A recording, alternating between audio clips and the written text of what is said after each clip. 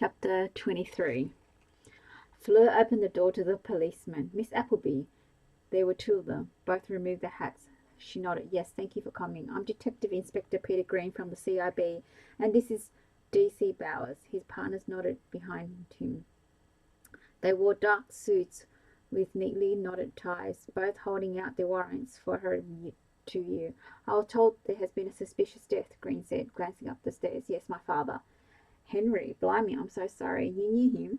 Doesn't everyone know everyone around here? Well, I don't know you. Fleur frowned and wasn't too late if that sounded rude. He smiled. No, we did meet when you were an infant. Not that you recall. I did my training in Victoria, but I was born here. I left for a while, but I just couldn't shift my allegiance from the Port Adelaide Magpies, he said, as if trying to lighten the mood. No Victorian team for me, he added. Oh, she said, not inclined to smile. Forgive me, the truth is I returned to marry my sweetheart and make a life back here around the port. I've known your father since I was a lad, and I'm very sorry to hear of his passing. Henry was a good man. He was. Come in, she said, holding the door wider. His colleague nodded. Very sorry for your loss, Miss Appleby. Thank you. She showed them into the small sitting room. Can I offer you something? No, not at all. Is Mrs. Appleby here? No, I am here, Emma said, as though she'd been waiting in the hall to make an entrance. She was pulling off her hat and coat and bustled in. I've got nothing to hide. Really, Fleur, you all hide, Irma. D.I. Green cleared his throat. Miss Appleby, we need to keep this simple right now. Yes, of course. Fleur was wringing her hands and caught Irma's sneer. Right, may we sit down? Gentlemen, please, Irma said, taking charge. Can I offer you some tea? I'd advise you not to drink that coffee, Fleur said, unable to help herself. Why is that, Mrs. Appleby? Because she may poison you as she has my father. Irma gave both men a look of indulgent disappointment, and she thought she was fully expecting this sort of attack. We won't have anything, thank you, Green confirmed. He smiled gently at both women. I've only just recently finished one. Then I've just let Nan go. She stayed with me all night as Fleur was not here.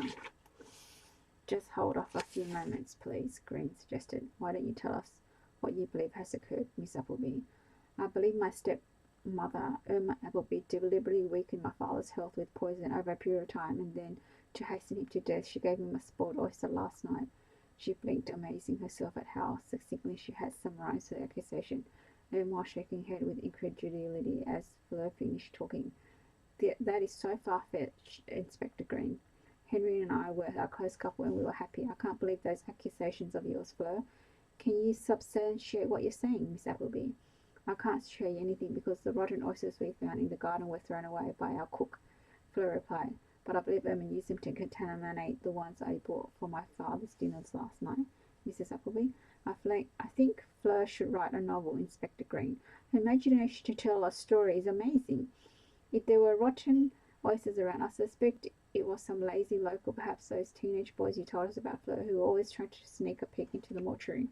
Green shrugged. His expression suggested to Fleur that Irma's explanation certainly sounded reasonable, and it did. Irma pressed a point. I don't know why you're doing this, Fleur, unless it's about your father's will, you see, Inspector. I think Fleur has also resented me being in Henry's life. She's rather obsessed with his property, his business, his bank account. Always has been. Now that he's passed, bless his dear soul, I think she wants all of it. She wants to cut me out. Fleur flinched as though she had been slapped. How dare you? No, how dare you accuse me of hurting the only man I've ever loved? I'm a widow. I can barely believe it. I lost him just hours ago, and you callously load on these dreadful claims. I think my heart is going to stop from the shock of Henry's death, even without this ludicrous claim of poisoning. How can you make me go through this? She eyed them all, looking wild and frantic. It was a masterful performance, Fleur thought, and she hoped the police weren't falling for it. D.C. Bowers, perhaps you might escort Mrs. Appleby back into the other room. Fetch her a nip or something. Please calm yourself, Mrs. Appleby. I would like to speak with Miss Appleby alone for a few moments. Green took out a notebook and pen. As Irma was escorted to the dining room, Inspector Green lifted his keen blue eyes gaze to Fleur. We spoke to Dr. Parsons on our arrival. I hope you don't mind that he gave me a brief account of your accusation. Fleur gave a shrug. Not at all. I'm sure Dr. Parsons explained that he believes my father has died of liver failure complicated by food poisoning. It was the inspector's turn to nod. And in your opinion, why is that? Is this not the case? Fleur paused to collect herself. She wanted to answer his questions rationally. and with a neutral tone. She kneaded her fingers to prevent waving her arms around with emotion. She needed to be cool and collected for this conversation. She explained about the oysters and then took another deep breath. If you ask our cook, she will corroborate what I've told you. Why didn't you say something to your stepmother? I've been complaining of a smell of a few days, and then our cook found the source of it, the oysters. He nodded. It didn't occur to me the real reason for their presence, not until I heard about my father's food poisoning. But you already had suspicions. She nodded. About Irma, yes, she has been acting in a manner I believe was indeed suspicious. Inspector Green. On Tuesday night my father was fine. We shared a meal together and he seemed to be in very good spirits, more cheerful than I've ever seen him in a while. Why might that be? Fleur blushed, unexpectedly shy, because I just told him I'd met someone I love very much. I see. It didn't please Irma because she had plans for me to become engaged to someone else. Anyway, that's irrelevant. I simply didn't know his life was in such immediate jeopardy. Fleur answered, feeling her insides cool with tension. I didn't trust Irma, but I needed to confirm my suspicion that she wished to hasten my father's death. And again, in your opinion, what was the original plan, the one that was moving more slowly? She took a steadying breath. I believe Irma was using rat killer to slowly poison my father with arsenic. She had been patient. I believe she had been adding it regularly to his coffee morning and night for some time. You notice how she told him about her father's complaints, the order for more rat poison when there was no rats present, and how she tested her theory by switching the coffees. It terrified Irma.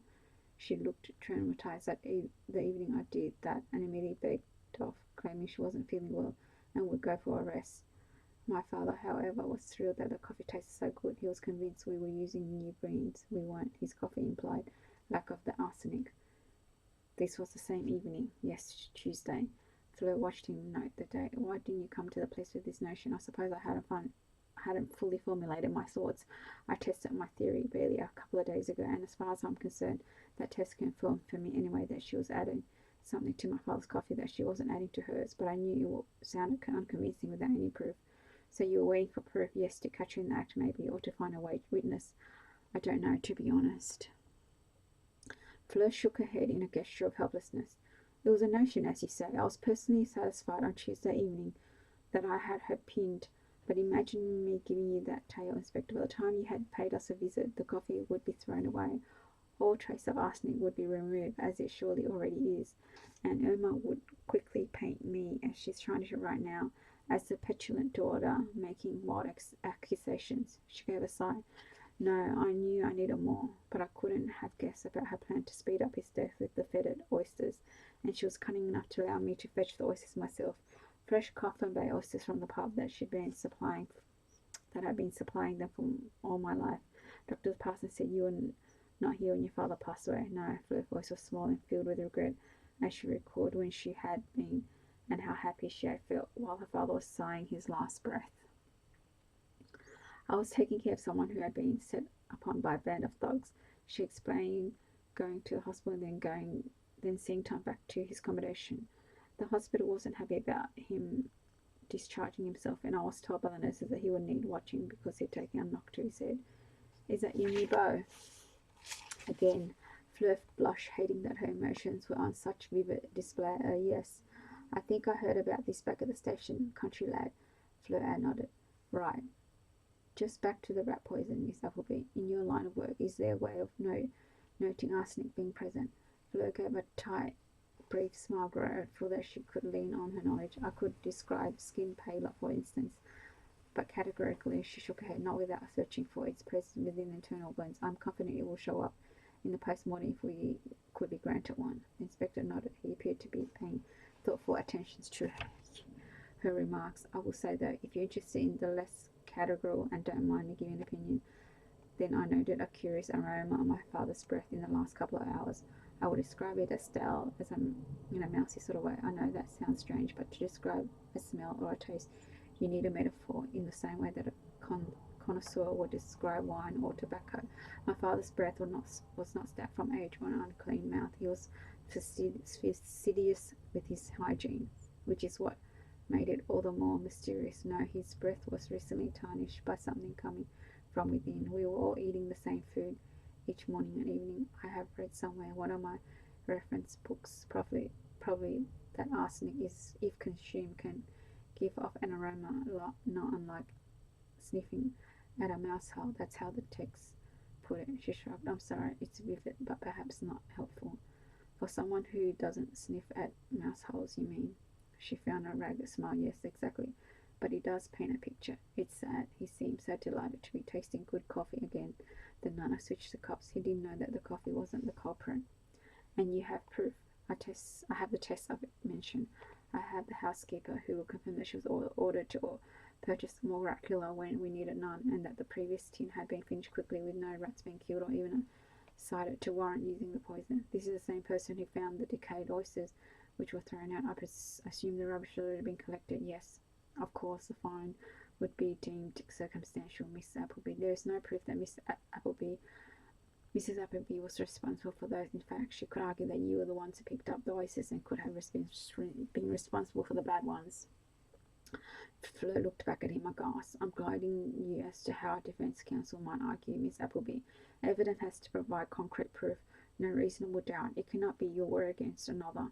He held up hand. You could argue differently, but you cannot prove Mrs. Appleby was moving around those oysters. Fleur shook her head in despair. The inspector tapped the pen in his notebook in thought.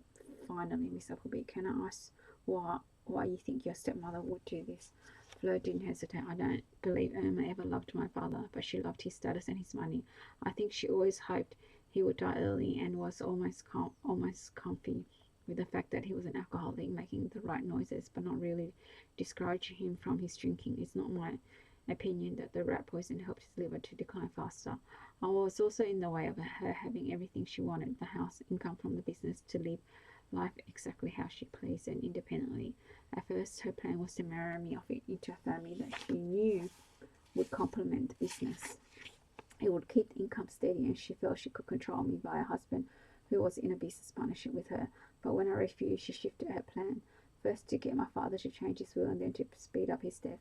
Once Dad was out of the way, she would be declared his beneficiary, and I could be asked to leave my house and my business, which she intended to sell to a coffin maker who is keen to enter the undertaking business. So it's money. That's why you allege her crime is about.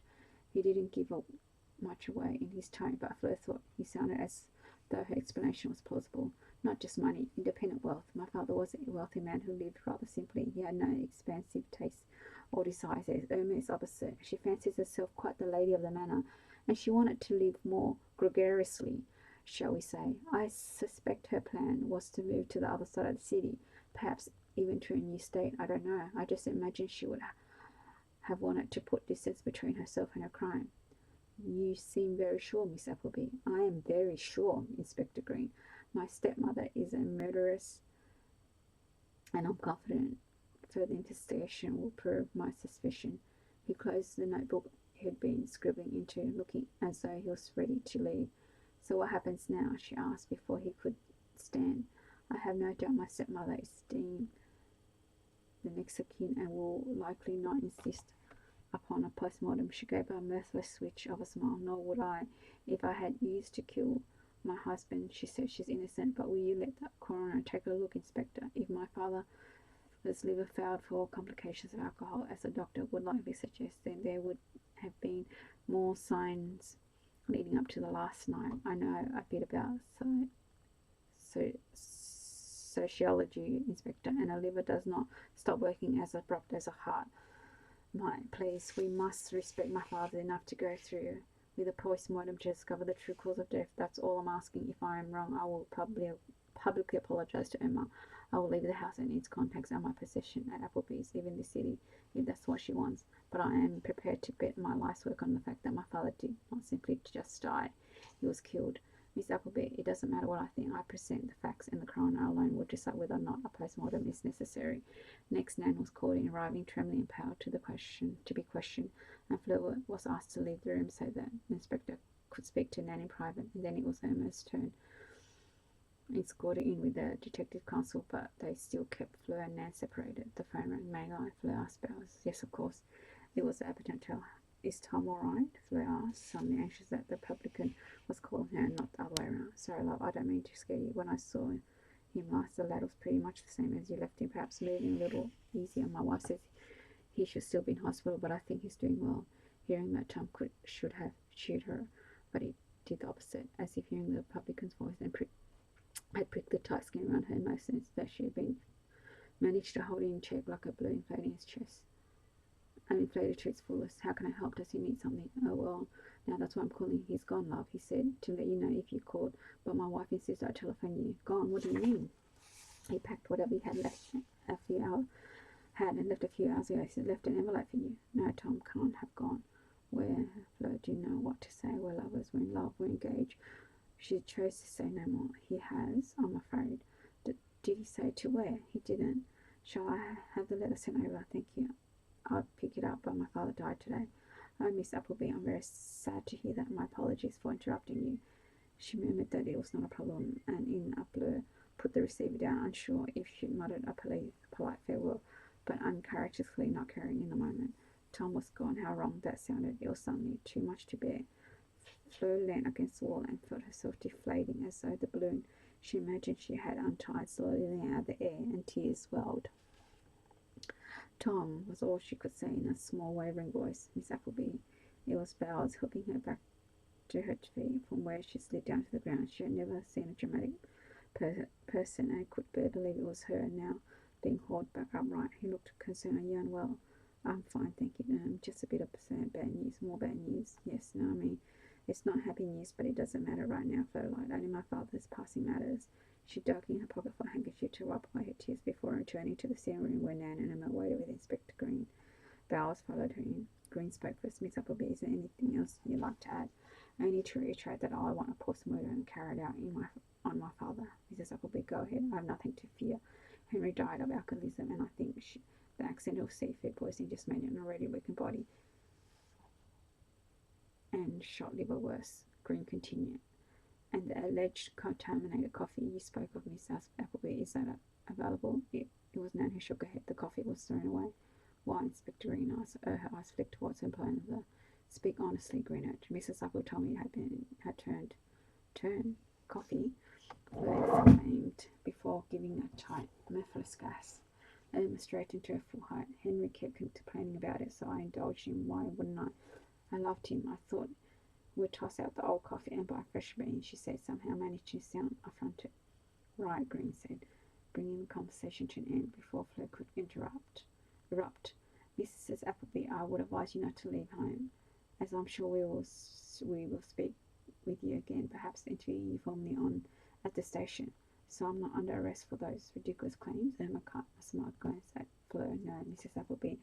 At her sigh of relief, he gave a look of caution, but heed my suggestion, please, to remain at home. Now, Miss Appleby, perhaps you accompany us to the car. About my father I can handle. I'm afraid you won't be permitted to move your father's body, which is now officially in police custody. I don't plan on tampering with it, Inspector Green. Nevertheless, this is a police protocol. He gestured for her to lead the way. Good day, Mrs. Appleby again. We're sorry for your bereavement. Thank you, Inspector Green. Detective Bowers. They nodded and followed Flo, who suddenly picked up their hats in the hallway and handed them to the men. At the curb she rounded on Green. No rush, she run. It will only damn her if she does. You said you were utterly sure the results that the postmortem will show. I am. He shrugged. While there is only circumstantial evidence at this stage, I thought you should know that I will be formally asking for the coroner's involvement. There's too much doubt, so we might as well follow through rigorously. Flo felt relief flood her. Thank you. I'm taking no sides, Miss Appleby, but Henry was a good man. I take your point that we must respect him. If he has met his end through a criminal deed, then I will not sleep straight at night. If I have that on my conscience, good day, Miss Appleby. I'll keep you informed. Thanks for listening.